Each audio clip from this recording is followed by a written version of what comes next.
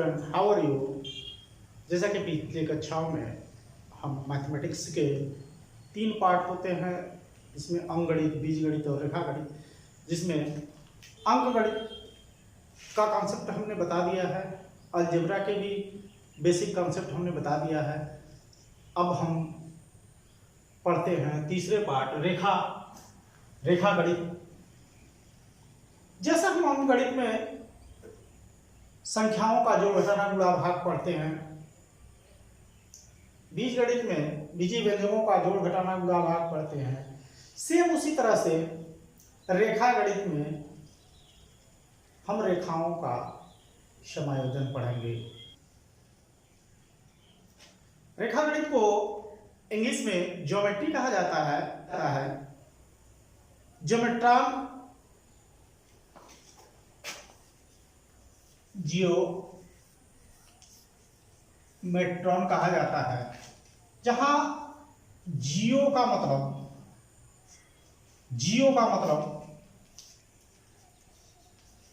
अर्थ और मेट्रॉन का मतलब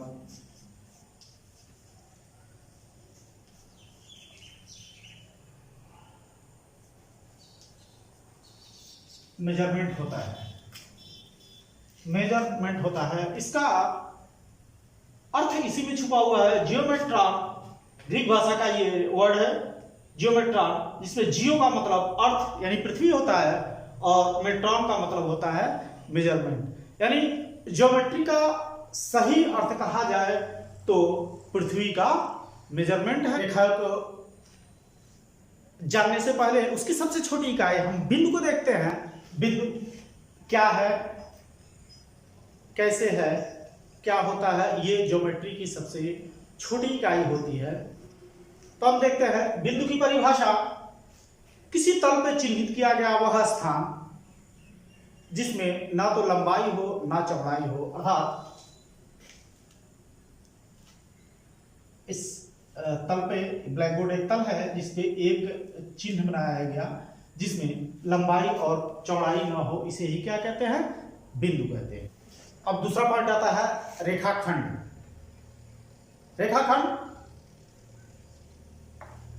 इसका मतलब रेखा का कोई टुकड़ा, यानी कह सकते हैं दो, इसका परिभाषा कह सकते हैं दो बिंदुओं के बीच की दूरी को रेखा कहते हैं। Suppose that starting point A और एंड पॉइंट बी, तो ए और बी के बीच की जो दूरी होगी इसी को हम क्या कहते हैं, रेखाखंड। रेखाखंड किसी रेखा का एक टुकड़ा होता है। इसका स्टार्टिंग पॉइंट और एंड पॉइंट दोनों फिक्स होता है। अगला पॉइंट आता है रेखा की परिभाषा, यानी किसी तल पे खींची गई वह आकृति जिसमें केवल लंबाई हो, चौड़ाई न हो, उसे रेखा कहते हैं। जैसा लंबाई के कंपैरिजन में इसका चौड़ाई नगण्य माना जाता है, इसलिए कहा जाता है कि रेखा में चौड़ाई नहीं होती है। इसके दोनों सिरों पे तीर लगाने का मतलब दोनों असीमित यानी अनंत तक इनका प्रसार हो सकता है। रेखा दो प्रकार की होती है, जैसे सरल रेखा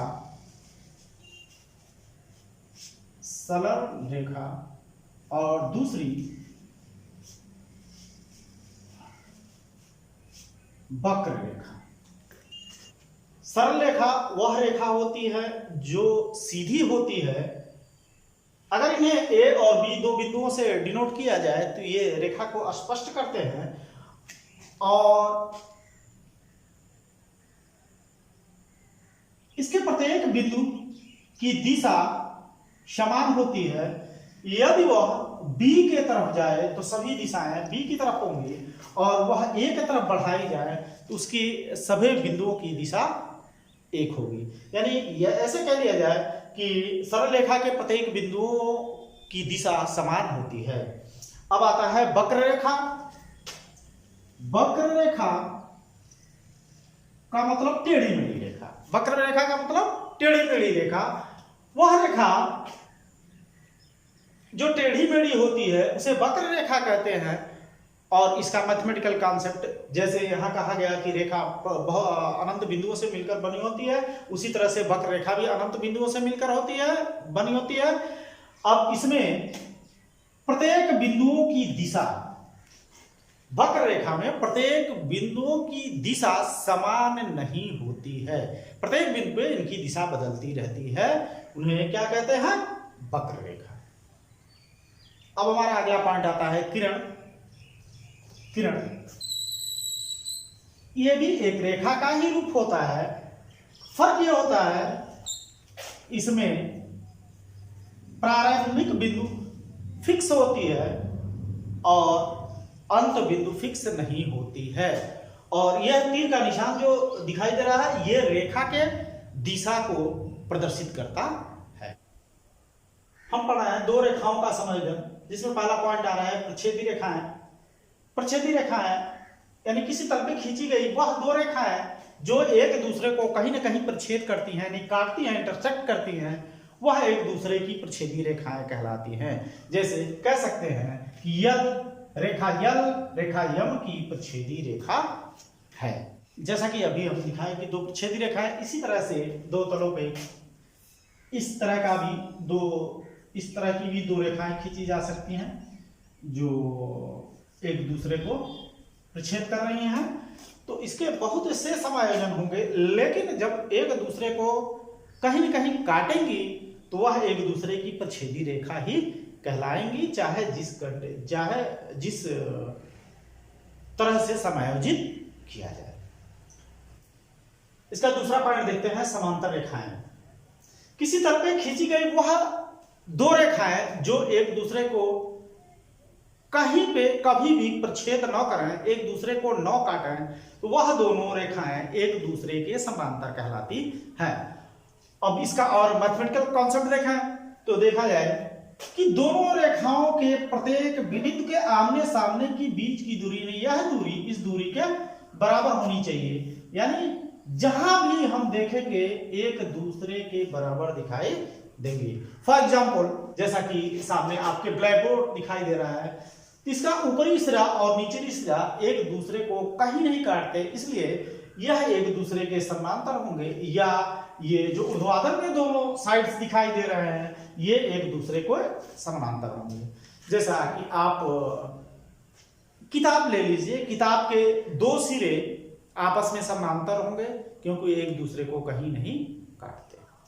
लंब रेखाएं वह रेखाएं होती हैं जिसे किसी तल पे एक रेखा खींची गई है और उसी को क्रॉस करती हुई एक रेखा खींची गई यम। यदि दोनों रेखाओं के मध्य का जो कोण बनता है वह 90 अंश का हो या एक समकोण के बराबर हो, एक समकोण हो, तो यह रेखा और यह रेखा एक दूसरे के लंबवत होती है।